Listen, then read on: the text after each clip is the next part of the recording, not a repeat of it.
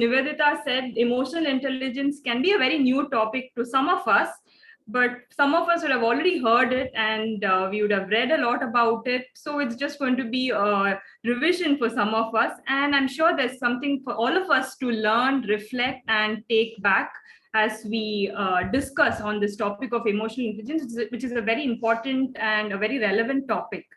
So before we proceed, I'm going to ask you a question, and I'm going to ask you to share your answer on the chat screen. I request you all to interact and use the chat, and also unmute at times when I ask you some questions, okay? So which one do you think best represents how you felt last week? You can put the relevant emoticon on the chat option. Okay, I see a few emoticons coming in. Anyone else? Okay, thank you for being honest. Yes. Any other emoticon? Anyone else? Okay.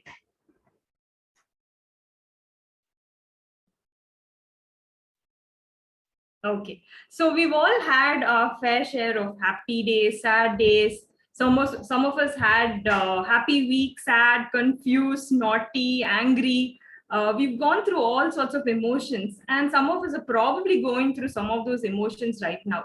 So today's topic will help us to understand more about these emotions, help us to know what these emotions are, why do we have these emotions, and also to regulate these emotions. Having said this, it's not just us who've gone through emotions, right? Even celebrities have gone through emotion, and which celebrity was much talked about in the last 10 days for his emotion and the reaction? Yes, that was Will Smith, right? Yes, Will Smith. So we read a lot about his reaction to the comment made by Chris Rock. So people said he was angry. People talked about his upbringing. People talked about how he could have refrained from slapping him. Right? There are so different reactions to reacting to whatever triggers us. And what really helps us to choose the appropriate reaction is emotional intelligence. So today we're going to be looking at how can I control my emotions? How can I better manage my emotions and react or respond appropriately instead of letting the emotions take control? So that is going to be about today's session.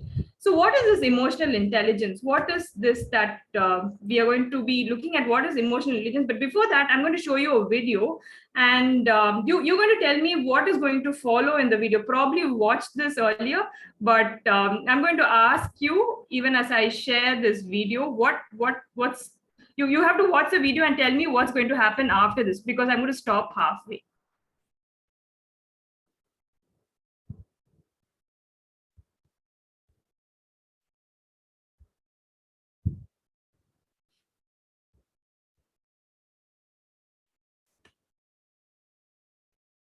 You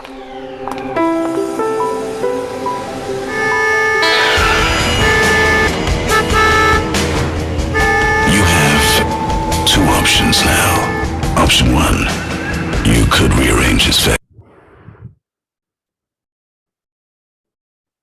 Yeah. So what do you think is going to happen after this? Probably some of you watched this Jimmy Shergill ad, but what do you think could be a follow-up of what happened in that ad? If you were in his place, what do you think? Yeah, he's going to punch the guy, probably hit him. Yeah.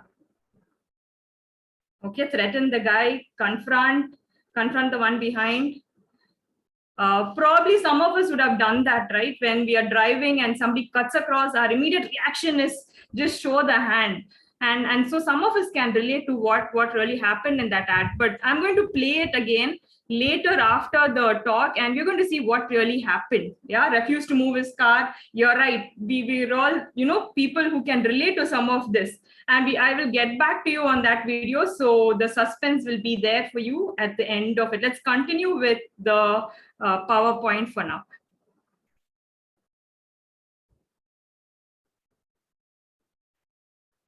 Yeah, so what is emotional intelligence? Okay, emotional intelligence has different components. So the first one is recognizing emotions in self and others.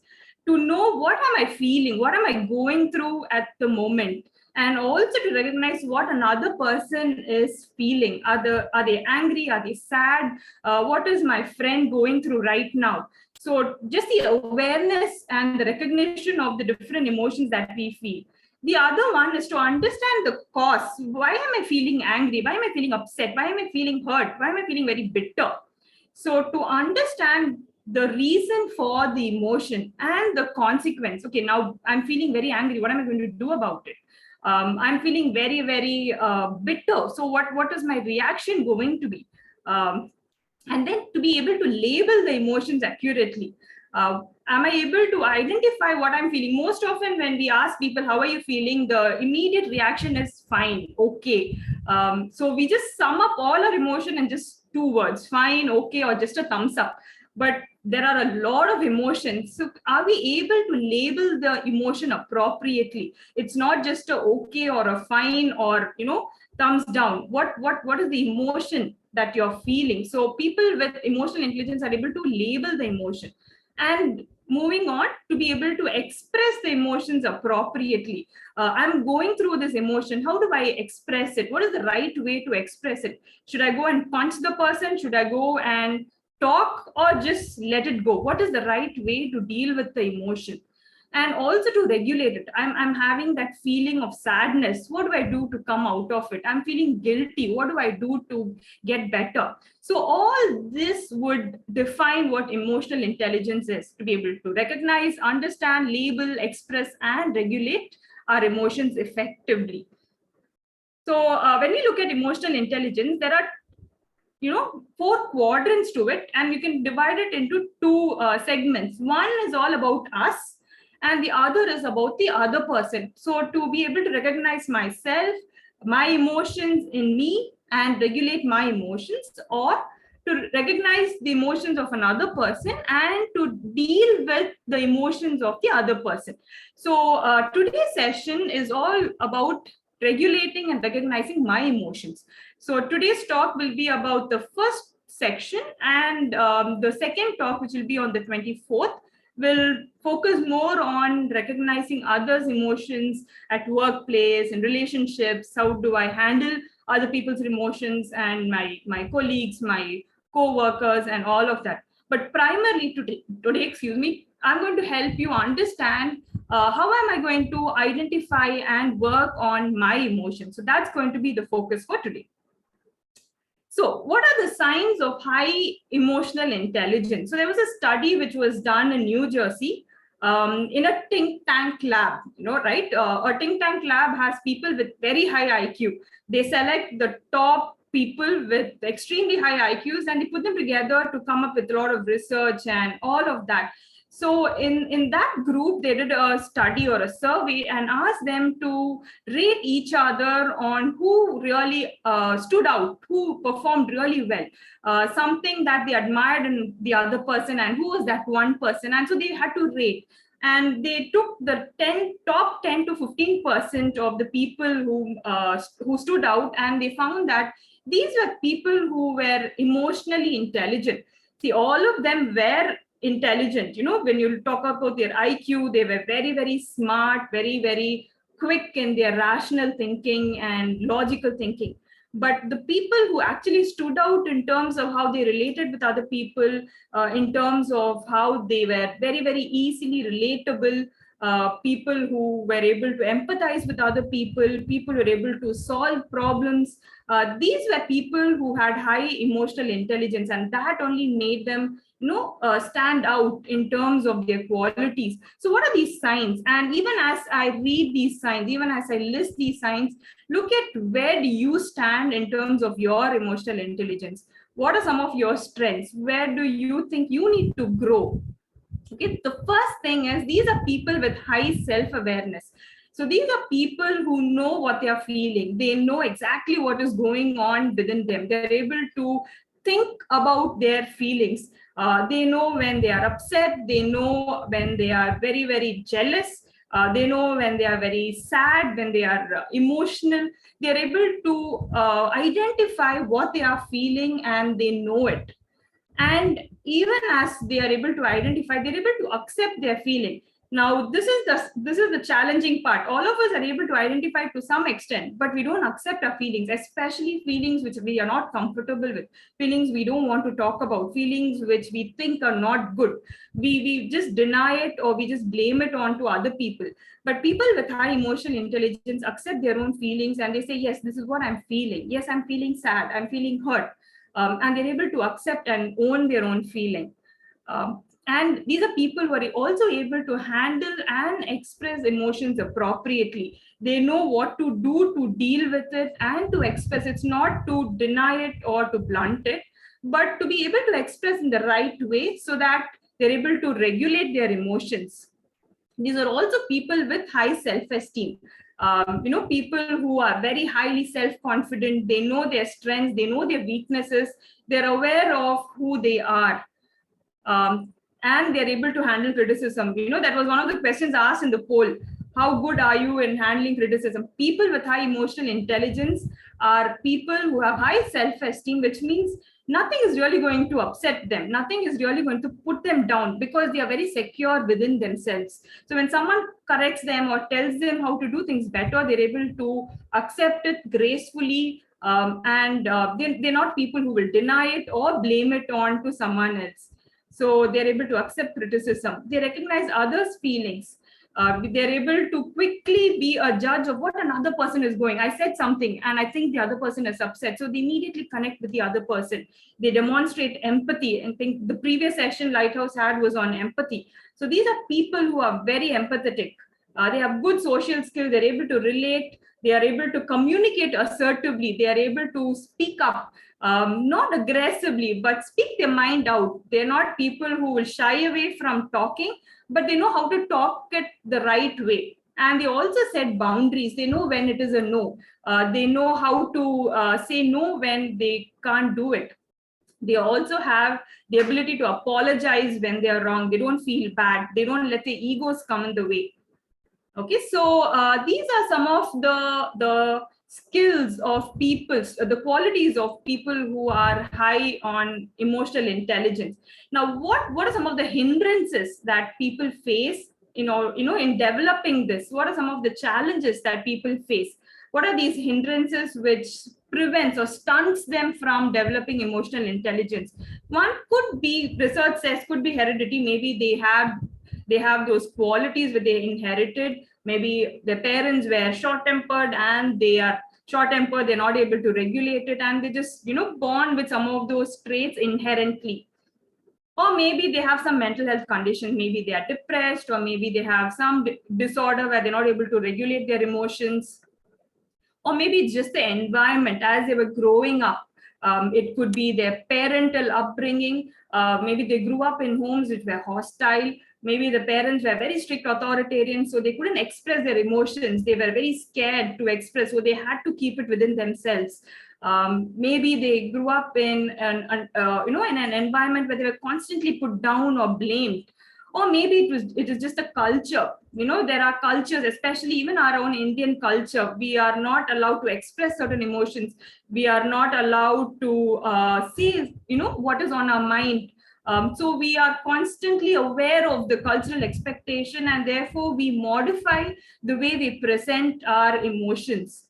Or maybe they've gone through rejection, maybe loneliness or grief or guilt.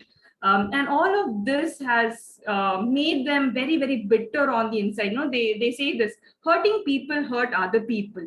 Often when I see people in counseling, most often people who are hurting on their inside are people who are not able to forgive other people not able to relate well to other people, because any little remark, any little criticism adds on to whatever they are hurting.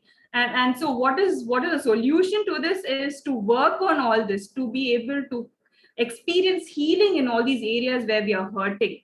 Or it could be, it's not about other people, it could be our own negative personalization, where we put ourselves down, we are not kind to ourselves, we're not able to forgive ourselves, and we try to see a lot of negative things that put us down and pull ourselves down as well. and people with low self-esteem, people who don't think highly about themselves, go out of the way to please other people. They have difficulty saying no. They're people who want to be liked by other people, so they do anything to get that appreciation and affirmation from other people. So these are some of the hindrances or the challenges which prevents us from developing our emotional intelligence. And maybe if some of us are going through this, I think it's time for us to be aware and to work on these areas, because yes, nurture environment can be a hindrance, but that can also help us to grow in this area. It can help us to heal, and once we are healed, we are able to heal other people. So I've talked a lot now. I'm going to ask you another question, and I want you to put the answer on the chat box. List as many emotions as you can think of in 60 seconds. Okay, you don't have to put all the emotions. List it down privately, and the total number that you're able to get, put it down. Okay, so maybe 5, 10, 15, 20. Let's see how many you can think of in 60 seconds. Okay, and your time starts now. I have a timer and I'm going to time you. Let's say who gets the most. Okay, your time starts now.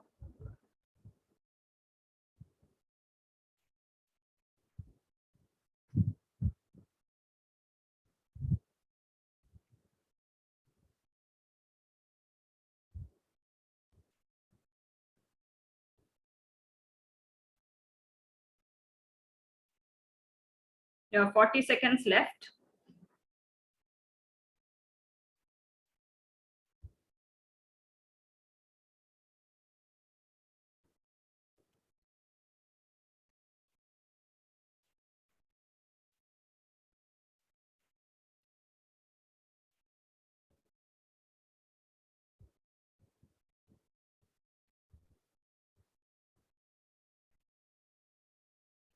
Last 10 seconds.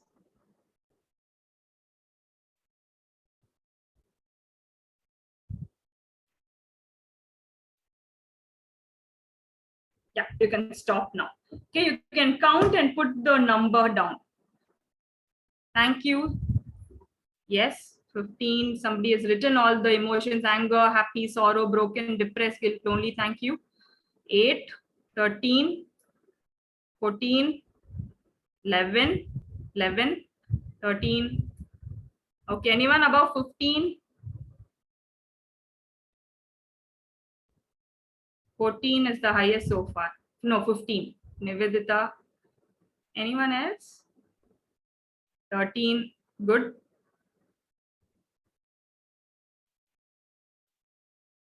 Are you still counting?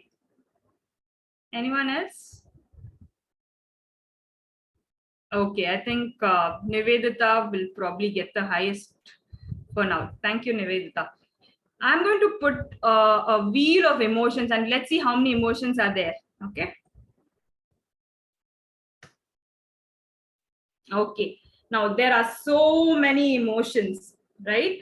And we only know the basic primary emotions, which are happy, surprised, bad, fearful, angry, disgusted, sad.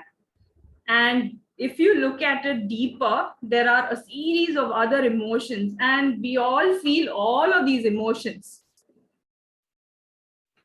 But sometimes we don't know what emotion we are feeling. We are not aware of some of the emotions, and we just name it, and or sometimes we don't even know what we're feeling, and that makes us more miserable. That makes us more upset and angry, because we only know that we are feeling, we're not feeling all right, and we don't know what is going on with it. But why did I ask you to do this is also to help us know that we need to increase our vocabulary to know what emotion are we feeling. It's very important. People who are highly emotional, people with high emotional intelligence are people who know what they are feeling. They're able to label it. They know what are the different emotions and what they are feeling. And so the first step would be that awareness of what are the different emotions and what am I feeling at a given moment. To help us understand a bit, in detail, we're going to understand it by classifying emotions. Okay, so if you look at emotions, they can be classified on these quadrants: intense and mild emotions, or on the other axis you have the unpleasant and pleasant emotions. Okay, so all the emotions can be classified within these four. So you have emotions which are intense and pleasant, okay, or emotions which are intense and positive. So what are those emotions? Astonishment, excitement, happy, delighted, glad, amused, surprised. All of those would be intense emotion, but a very pleasant emotion. On the other side, you have intense emotion, but a very unpleasant or a very negative emotion. And what are those emotions? Angry, afraid, alarmed, tense, frustrated, annoyed, distressed. And all these are again emotions which are intense but very unpleasant. Now, coming below, you have pleasant emotions which are very mild, okay, serene, calm, relaxed, sleepy, tired, satisfied, content, pleasant emotions. You don't feel uncomfortable when you have these. But on the same other end, you have emotions which are unpleasant and mild, gloomy, depressed, sad, miserable, feeling bored or droopy. So now at any moment when you're feeling something, what are you feeling? Are you feeling an intense emotion or a mild emotion? Are you feeling a very pleasant emotion or an unpleasant emotion? So it's important for us to take a moment to analyze, what am I feeling? Am I feeling very very unpleasant and intense, or is it unpleasant and mild? Because this will help us in the regulation. If I know what I'm feeling, if I know where it lies, then that will help me in order to regulate that emotion better. So it's important for us to classify it and to observe. And when you look at the intense emotion, these are the emotions when you have physical reactions. If you look at the pleasant emotions, we're very happy. You have, all the facial expressions, and you feel really physically excited. You have butterflies and all of that. And also for your unpleasant emotions, when you're very angry, your heart rate goes up. You clench your fist. You're very angry. You start sweating when you're afraid, and all of that is related to your biology as well. And looking at it now, these emotions are made for a purpose. When God created all emotions, God made it for a reason. He made all the positive and the negative emotions for a reason. Now, it is not that some emotions are good and some emotions are bad. It's only how we regulate it which makes it bad or good. Now, anger, is it good or bad? Probably it was given for a reason. Now, what do these emotions signal, or what do they tell us? Because they say emotions are messengers. So what does anger convey to us? Anger tells us that we are feeling powerless at the moment, that something is unjust, or something is really wrong. And that is what is making us angry. Now, let me give you an example. Last week, we went on a holiday and we went to Goa. And, as we were doing some shopping, I went to the shop to buy their famous sweet, this bebinka. And when I went and picked it up and I looked at the price was, very different from what I had gotten it the previous day. So on the first day, I'd gotten it for say 110 or 120 rupees a packet. And the next day, when I went and I picked the same bebinka, the same packet, saying it was 170 rupees. So it felt that it was unjust, it was wrong, because I could see them, having written that money on that thing as sticker and putting it up. And so I felt really angry for that thing. And I tried telling to the shopkeeper, saying this thing is wrong. Yesterday I got it for this price, and what you have written is wrong. And now what is happening to the shopkeeper? Now he felt threatened, he felt powerless. So he also got angry because I intimidated him and he was not ready for it. And he said, you got it from that shop, why don't you get out of my shop and go to that shop? So that is how he retaliated. Our Indian shopkeepers, right? They say, if you want to buy, you buy, otherwise you get out.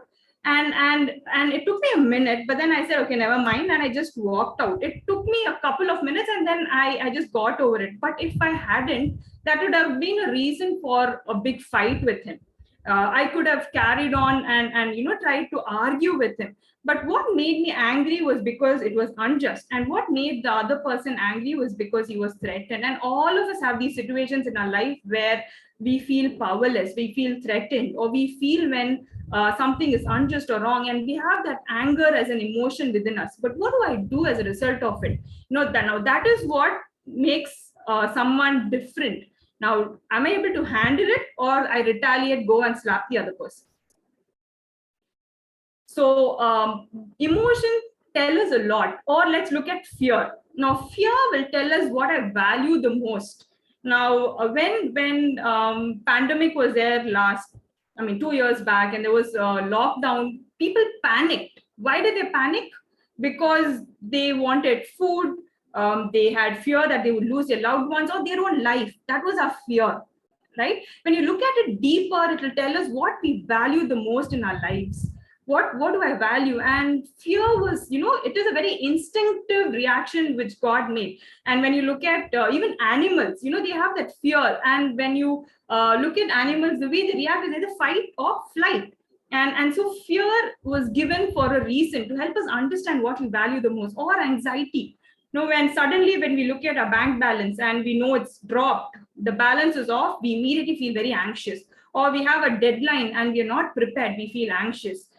We need to prepare for an exam and we overslept and we know the exam is the next day, we feel very anxious. When the balance is off, we're not prepared for it, we feel anxious. Or joy. Joy is when there is a sense of satisfaction, a sense of well-being. When everything is met, we are very, very happy. Or it could be sadness. When something very important is taken away, when something that we really cherished or we wanted is now no longer there. People lost their jobs in the pandemic. I had a job and then now I don't have a job. It's taken away. That makes me feel sad. Oh, I lost my loved one. They are gone, and that makes me feel sad. So that indicates that something important is taken away from me, and that is what is making me feel very sad. And moving on, to understand emotions better. Emotions, as I said, these are indicators. They tell us what is going on beneath us. And if you look at it a little deeper than what it is, it will help us know that we all as human beings have human needs, right? You all would have read or heard, you've had so many training sessions, and you would have known what these basic human needs are. Their need for security, love, personal growth, recreation, harmony, belongingness, autonomy, meaning, etc. And the list goes on. Now, these needs are important because they make us feel secure, they make us feel significant. Now, when we don't feel secure or significant, when those needs are met or not met, we have the emotions accordingly. So when the needs are met, we have positive emotions. We have joy, we have peace, and someone comes and appreciates us when they come and give us affirmations, or when they give us a gift, when they give us a hug. Feel the joy, peace, comfort, satisfaction, or you win a promotion or a gift hamper. You feel that excitement. But imagine when the needs are not met, we feel negative emotions. When I wanted that interview to go well and get the job, but then my goal of getting the job was thwarted, and so I feel angry, or I feel afraid. I feel sad when my needs are unmet, it's taken away, or I feel anxious, or I feel jealous. I don't get so many followers. My friend has so many followers on Instagram. I don't get so many likes, but she gets likes, and I'm feeling jealous. Or my friend has got a new car, I don't have it, I don't feel it, because I'm not secure inside. I feel very, very insecure when someone else gets something else, and that makes me feel jealous. So when my needs are not met, I feel negative emotions. So I have this girl who I consider one of my very few first clients. She was a girl who came to me in a very, very broken state. She had attempted a couple of times, attempted suicide a couple of times. She had taken alcohol. She was into drugs. And she came very, very shattered. And when I started talking to her, she told me about how she grew up in a family where her mother was a doctor and her father was a lawyer. They were going through divorce. They didn't have time for her. And so she felt very insecure. She wanted all, she told me, ma'am, all I want is they give me money, they give me room, they give me all the gadgets, but I don't have them. I don't have their time. And so she told me how that has made her feel very, very unloved, and she went on to looking for love in the wrong places, and that made her feel rejected, and all of that made her feel very, very miserable. So when sometimes our needs are not met, or it's met in the wrong way, it makes us feel insecure, and as a result of it, we have all of these negative emotions that makes us feel miserable and vulnerable. So what is it that we need to do is to go and look deeper, look and see how can I meet these needs. I'm sure all of us are not perfect. We all come from families where we've all gone through something or the other. But how do I deal with it? How do I overcome it? How do I heal? How do I forgive? How do I let go? How do I move on? I think that is what we need to work on. And once we realize and we fix those things, when I get back my significance, when I get back my security, I am able to be better in dealing with my emotions. You know, as I said, heal people, heal other people. So when I'm healed, maybe I've gone through this, that doesn't make me emotionally stunted person. I can overcome, I can work on it.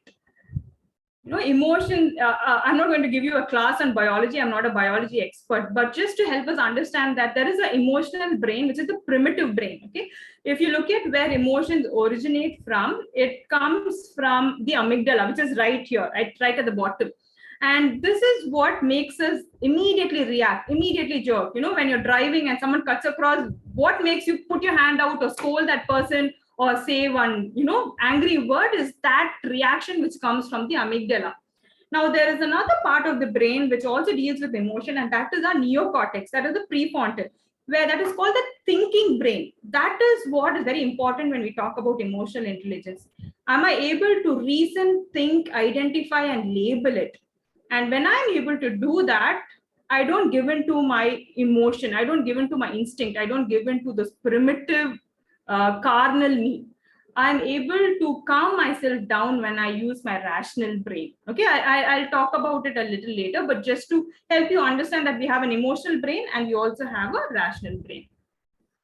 So yes, what you think is very important, because what you think helps you feel, and what you feel will contribute to your behavior. So what you think, what you feel, what you do, and all are interconnected. So thinking is a very important component of your emotion. Okay, so this is one of my favorite quote, which I keep telling people. You know, people and things do not upset us, rather we upset ourselves by believing that they can upset us. And repeat, people and things do not upset us, rather we upset ourselves by believing that they can upset us. So we cannot say that shopkeeper made me angry. No, I upset myself by thinking that he was unjust. I could have just gone, that was my choice. I could have walked out right at the beginning and gone to another shop. I had a choice. There was another time after the lockdown, you know, things opened up, and we have a small park in the place where we live in. So I wanted to go for a walk. This was late in the evening, say 7:30, close to 8. So I thought it will be, you know, less crowded. I have a quiet spot. I can walk. I can just sit in a bench, probably read a book. I carried a book and probably pray or something. I wanted that quiet time. And a park will obviously have children.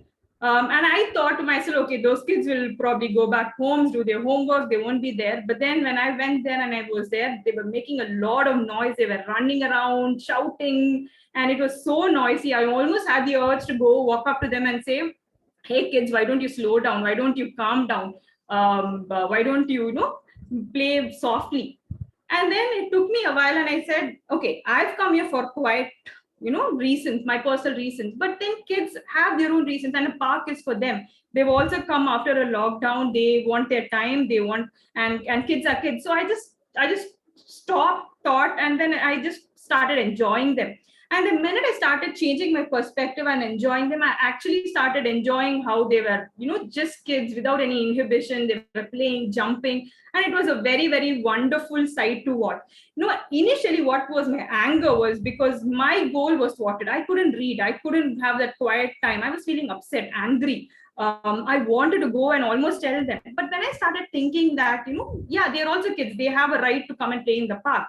Just because I don't get what I want doesn't mean they can't do what they want. And when I changed that focus, I started enjoying and appreciating kids for what they did. So it's not the kids who made me angry. It is not that they made noise. It is not someone coming and telling me a criticism that is making me angry. It is me, myself, which is making me upset, right? So what really causes is the situation, what triggers you. You know, probably you're criticized at work, but what makes you feel upset is your thoughts about it. How can that person talk like that to me? How can he or she say that to me? Or when I think I'm not good enough, and when someone else comes and reiterates that, I feel very bad and upset. I have physical reactions, I have emotions of anxiety, or I feel worthless, I feel sad. and that obviously translates to my behavior. I avoid contact with that person because I'm angry, upset, um, or I feel miserable the rest of the day. Now, it is not that person's criticism that is making me angry. It is my own thoughts about myself and how I deal with that situation, which is what is making me feel upset. And we can look at any situation, anything, and look within this paradigm, right? It's my thought about that situation which is actually making me angry. I can't change another person, I cannot change them, but I can change my thoughts. I can change my perspective about what I want to see and what I want to believe. Okay, I'm going to show you the video again and let's see what happens.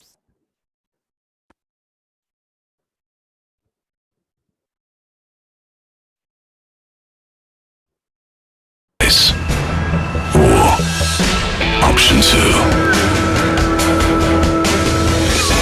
तू बजा तो बहुत अच्छा लेता है, गाता भी है क्या? What? And when you choose option 2, you become a veritable man. Okay, I don't know how many of us understood Hindi. That one talks about how he goes and tells him, you're playing good music by banging on your this thing and making noise. Do you also sing very well? So and he makes a light situation of it. So he didn't go and punch him. He only made humor out of that situation. So what we think and what we want to do can help us a lot about what how we deal with it.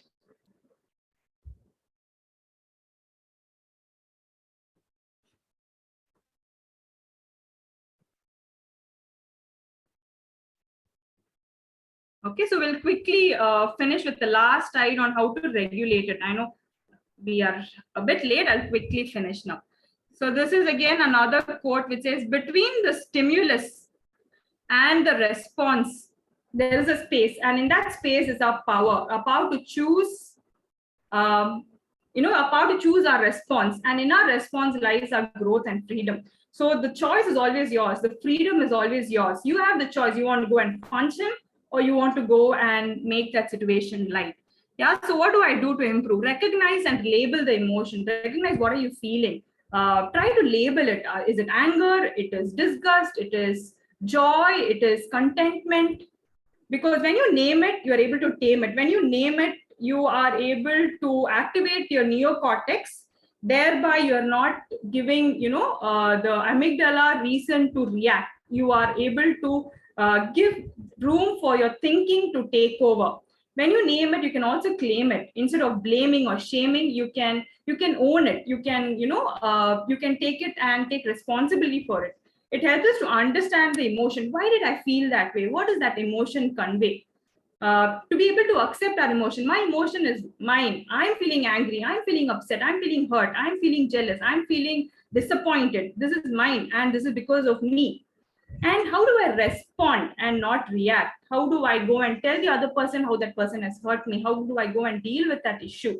And how do I regulate my emotion? When I breathe, when your amygdala takes over, all your reactions take over. But when I breathe, I'm able to circulate a lot more oxygen and blood to the body. I'm able to think better. I'm able to act better and use healthy coping skills. A lot of you talked about the different coping skills.